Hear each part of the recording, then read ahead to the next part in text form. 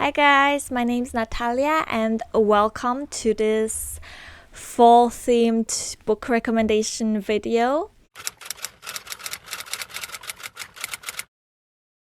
Fall is literally my favorite season to read. I don't know, there's just something about it that makes everything so much more atmospheric, and it just suits so many different books. Like whether you want to read something cozy under a warm blanket, or you want to read like a gothic mystery, or you want to read a spooky horror or thriller that will keep you up at night, fall is the perfect time to do it. So today I've prepared some fall book recommendations for you. I've organized them into 4 simple categories: cozy reads, witchy reads, dark academia, and thrillers and horror. Let's start with cozy reads. Like I said, these are the types of books that will make you all warm and cozy, and you'll probably want to read them under a blanket, drinking hot chocolate or another drink of your choice. The first cozy book that I want to recommend is The Very Secret Society of Irregular Witches. This book tells a story of this modern witch, Mika, who, just like other witches, has been taught to hide her magic. And also, witches aren't really allowed to gather, because it is thought that if their powers start to mingle, they might draw too much attention to each other. So they're not allowed to gather and be close with each other. So Mika feels really lonely because of that. She feels like she doesn't really have anyone who understands her, no one that she can relate to. She also posts these online videos pretending to be a witch. I mean, she's not really pretending, because she really is a witch, but no one knows that. She makes it seem like she's acting. One day she gets a message from someone asking her to teach 3 young witches magic. And even though it is against the rules, because witches are not allowed to gather in groups, she accepts this proposition, and she goes to this manor called Nowhere House, where there is this little family living there. Well, they're not really all related to each other, but they are really close to each other. And Mika starts teaching these 3 young witches magic. This book is soft magic and found family at its finest. Don't expect explosive battles or dark curses or whatever. This book is just about connection, vulnerability, and gentle transformation, and also finding your own people, your own community, finding a place where you belong. It has some emotional moments, it has some tender moments, some funny moments as well. It has a little bit of mystery, so it's not totally boring. It does have some interesting plot to it. I think what made this book so special and memorable to me was the character of Mika and her struggles. So I really relate to her struggles of feeling lonely and isolated, and feeling you don't belong anywhere. So her journey resonated with me on a personal level, and just seeing her find her own community and people who love and care about her was really, really touching. So I can definitely recommend it to anyone who feels maybe a little lonely. This book definitely can make you feel warm and cozy inside, maybe cheer you up a little bit, give you a little bit of hope. But yeah, I enjoyed this book so much. It is such a wholesome story. The second book on my list is a book that was published very recently. I actually got an ARC through NetGalley, and it's also this author's debut novel. The book is called Hexes and Hush Money. This book talks about, again, a witch. We've got this witch named Ivy, and she runs this catnip cafe, which is a concept that I love, because I love cats. So just the idea of her running this magical cat cafe I was sold immediately. So the town where she runs the cafe is also like very small and cozy. She generally keeps her magic low-key. She like adds a little spell to her coffee for the locals to give them like good luck or something, but she doesn't really talk about her magic openly until one day things get complicated and a local developer is found murdered behind her cafe, and then also her cat gets kidnapped, so things get a bit messy and she's got this like whole mystery to solve. I think what I really liked was the author's writing. I think for a debut novel she did a good job. The author's writing is very vivid and descriptive, making it easy to imagine everything, but her writing also gave the story a lot of warmth and comfort. Like I said, the setting of a magical cat cafe in a coastal town in itself is just such a perfect idea on its own. And the characters and the community were also like very endearing. Again, just like the previous book, like it's not action-packed. You won't find like very deep world building or anything like that, but it is a very light, cozy, witchy mystery. So if you are up for like a very light, cozy read with a touch of magic, then I can recommend this book. Now we're moving on to Witchy Reads. So I know that the cozy read section also had like witchy books, but now this section is going to have some darker witchy books, if you know what I mean. Not like light and cozy anymore. So this is when we're entering the darkness. And the first book is actually really, really dark. It is Slowfoot. The action of this book takes place in 1666 Connecticut. We follow this young woman, Abatha, who is newlywed and she's struggling to fit into her puritanical village. And then her husband's sudden death leaves her very vulnerable. And the villagers are very quick to accuse and punish anything that they don't understand. So when Abatha is like really at the very bottom, she's really struggling, she finds something ancient in the forest, something that has awakened. It's like this creature basically called Slowfoot.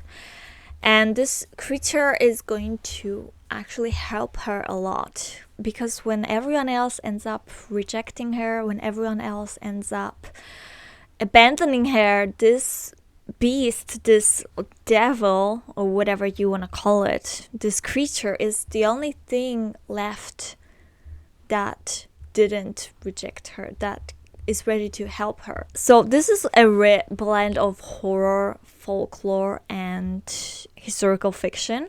It's beautifully written, but deeply unsettling. It builds dread in this slow, visceral way. There was definitely one scene that traumatized me a little bit, but I can see why that scene was put in this book. I see that this is something that actually probably would have happened at the time, although reading about it was not easy for sure. If you're scared, you can check the trigger warnings before reading, but anyway, it is still a very powerful story because it talks also about, in a way, it talks about feminism and freedom and what happens when a woman refuses to stay quiet. What you can expect from this book is strong visual descriptions, complex themes, and very haunting atmosphere that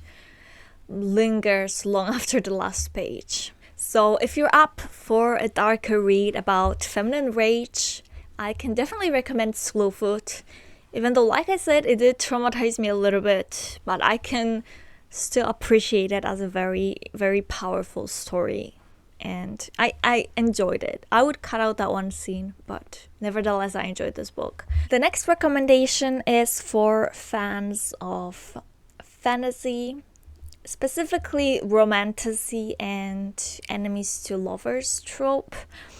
The book I want to recommend is Heartless Hunter. It is actually a part of a duology, the Crimson Moth duology. I've read both of the books. I actually think the second book is even better, so I recommend the entire duology in general. But in this book, we follow Rune, who basically lives a double life. By day, she's this like pretending to be the socialite that's supporting the regime that hunts witches. But by night, she becomes the Crimson Moth, and she becomes this vigilante who basically rescues persecuted witches and smuggles them to safety. And in order to get like some like secret information, you know, such as where the witches are kept, etc., she needs to like get close to certain people.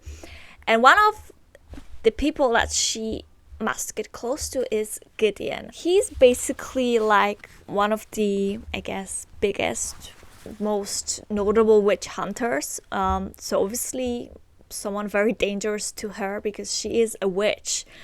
Essentially, she's just hiding her identity.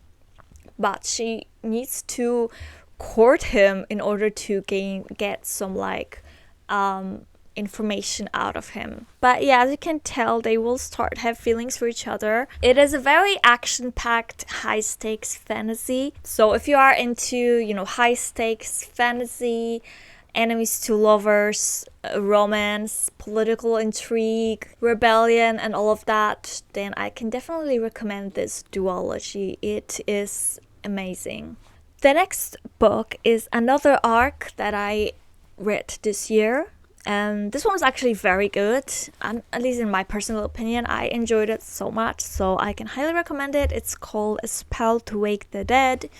It talks about these two best friends who dabble in witchcraft, and one day after performing a spell on the beach together, they accidentally uncover a corpse that is missing its hands and teeth. So this woman's death is like very unsettling and mysterious, and soon the girls start digging deeper into this mystery, and they start getting involved in some very dark stuff involving even more bodies, a witchy cult, ghostly voices, and even more. It is quite a dark read, but I had so much fun reading it. It's like a supernatural murder mystery mixed with a creepy secret society story.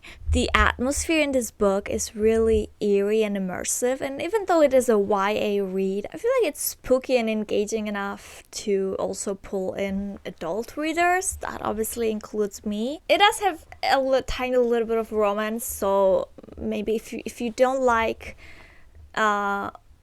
romance in these types of books, you might want to skip it, but I personally enjoyed it. The mystery was also quite layered and well written. I didn't really predict the ending, so I just had so much fun reading this book, and I can recommend it if you want like eerie, witchy story full of suspense. Now let's move on to dark academia books, and let's start off with the classic, the mother of all dark academia books, The Secret History by Donna Tartt. This book talks about Richard.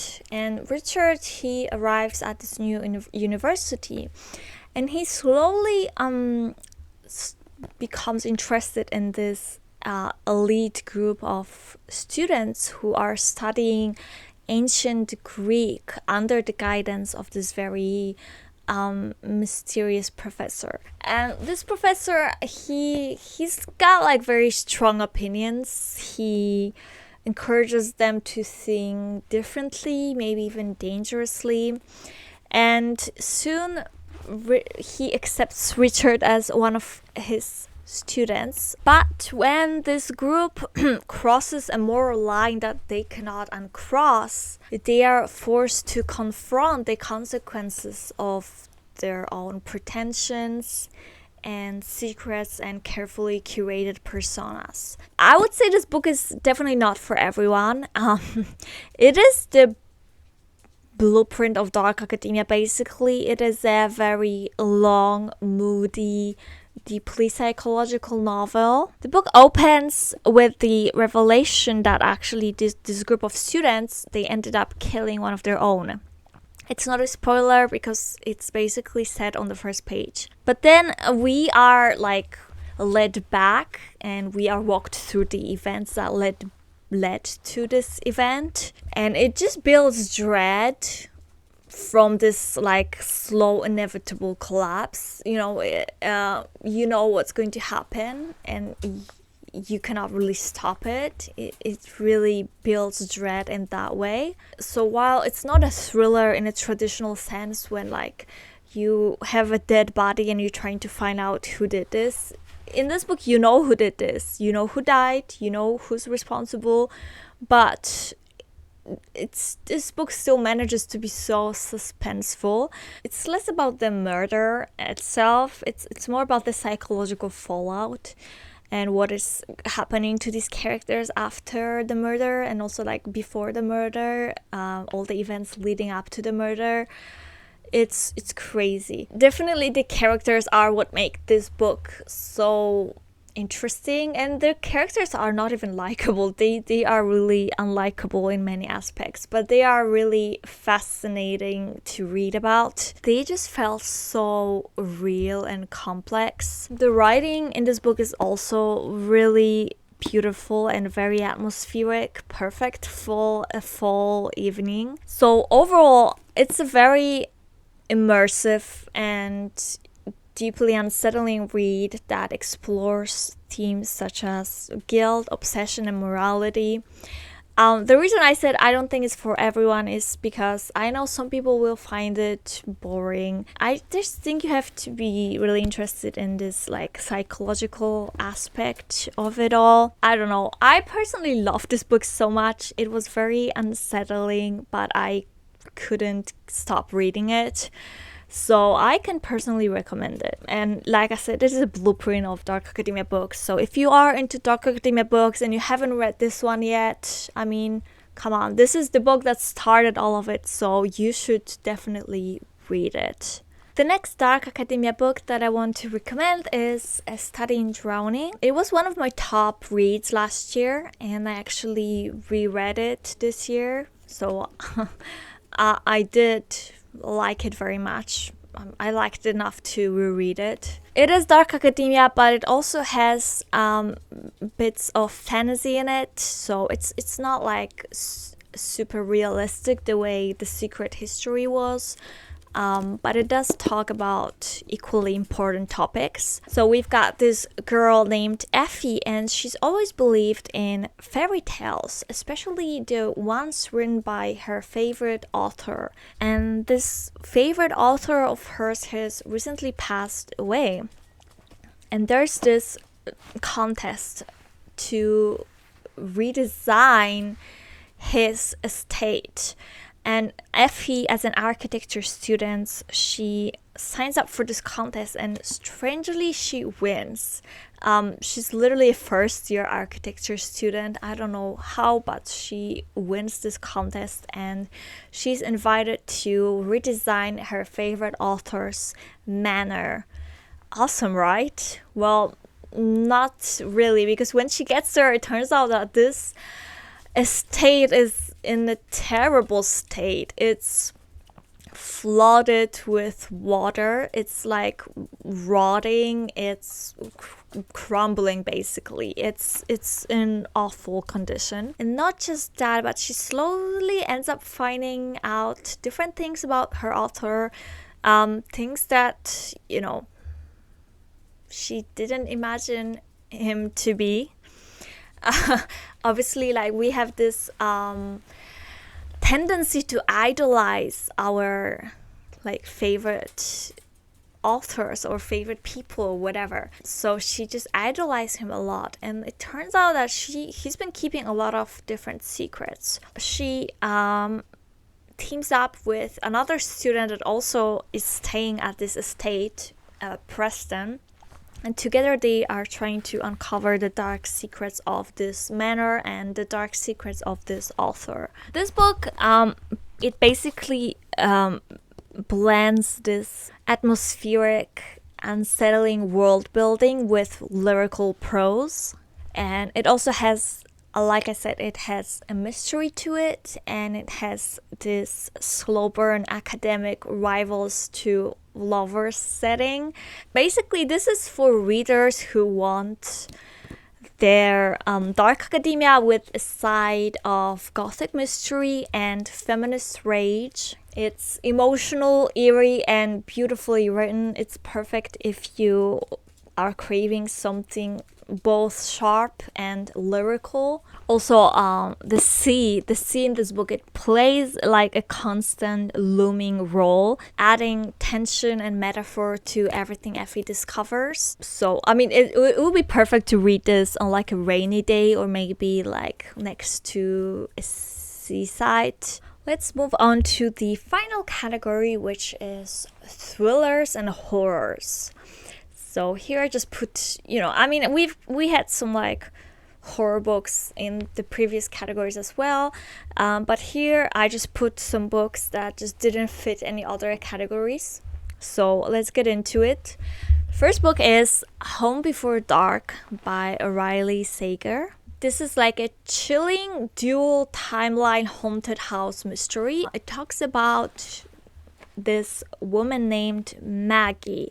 So like many years ago, when she was a child, her parents fled Bainbury Hall, the house that they used to live in. What they said happened was that the house was haunted, and her father even like wrote an entire book talking about it. But Maggie was so little that she just doesn't remember it. Now, many years later, as an adult, she inherits this house.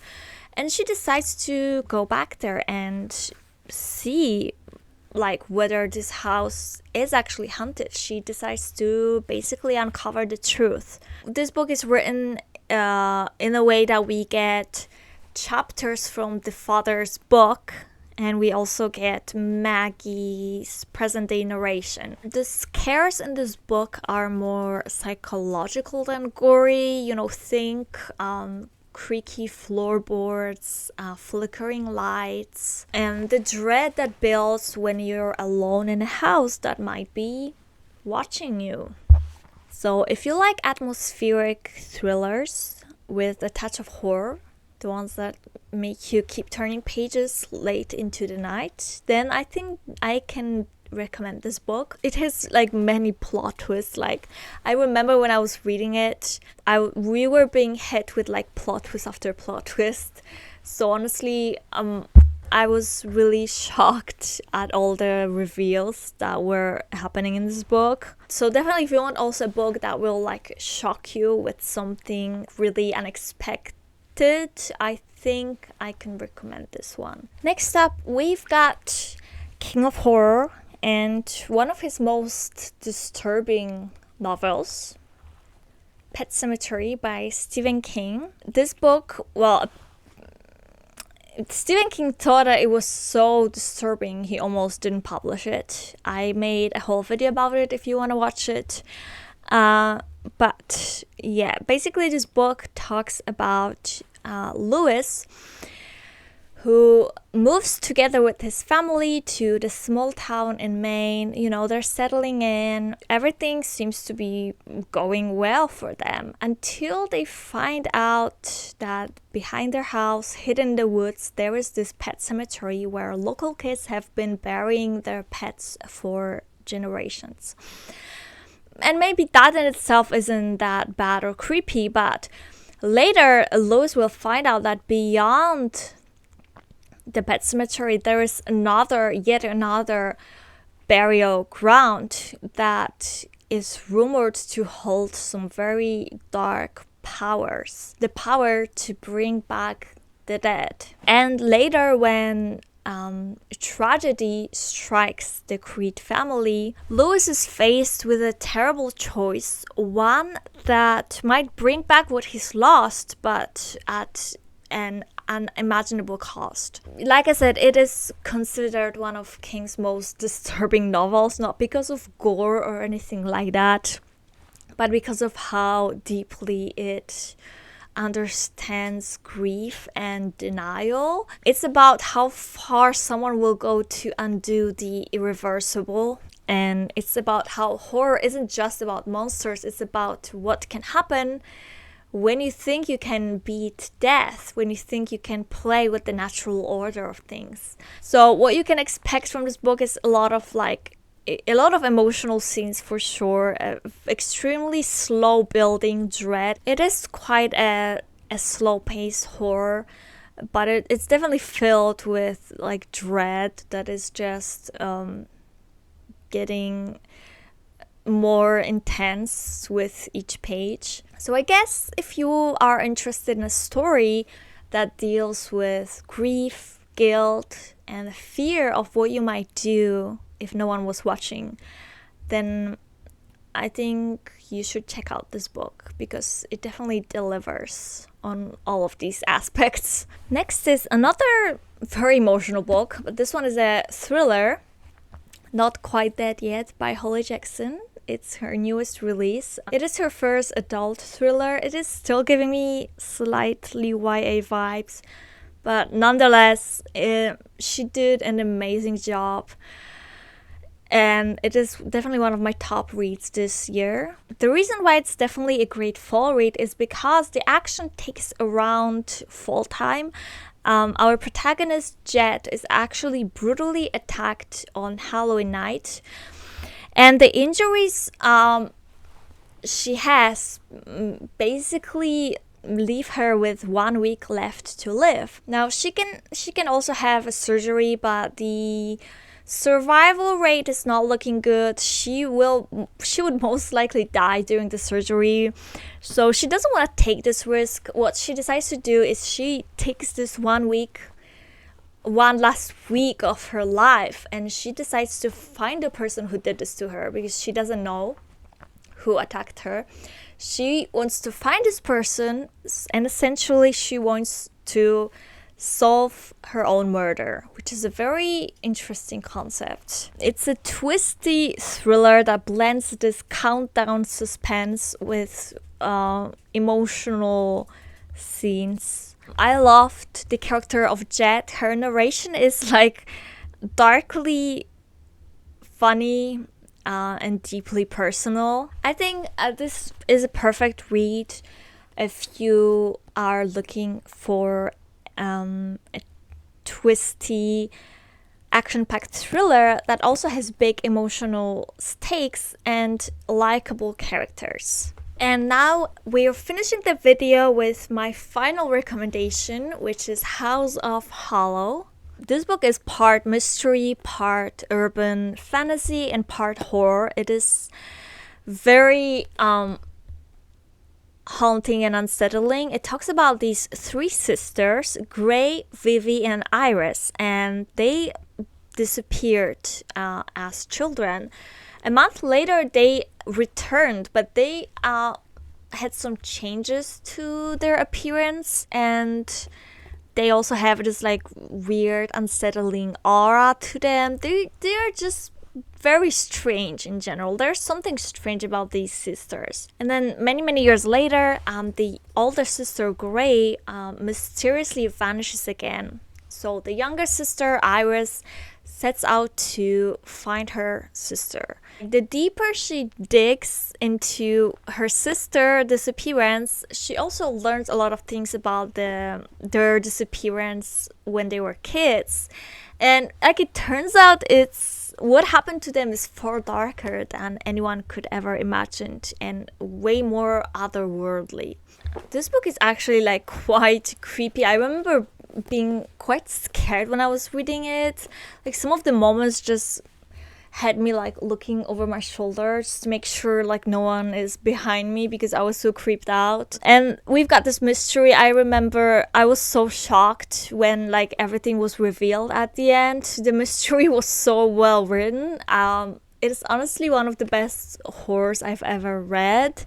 So I will always highly recommend it. if you are in a mood for something dark, atmospheric, but also very gripping with a touch of like fantasy, then I can definitely recommend House of Hollow. Okay, that was the last book on my list. Honestly, I could list way more books than that, but I don't want to make this list too long, so I only chose the books that really just scream fall to me, that I just think are perfect to read during this time of the year. Well, let me know, what are your favorite fall reads? Maybe you can leave some recommendations for me and for other people down in the comments below. And that's it for this video. Don't forget to like it and subscribe to my channel, and I'll see you in the next video. Bye.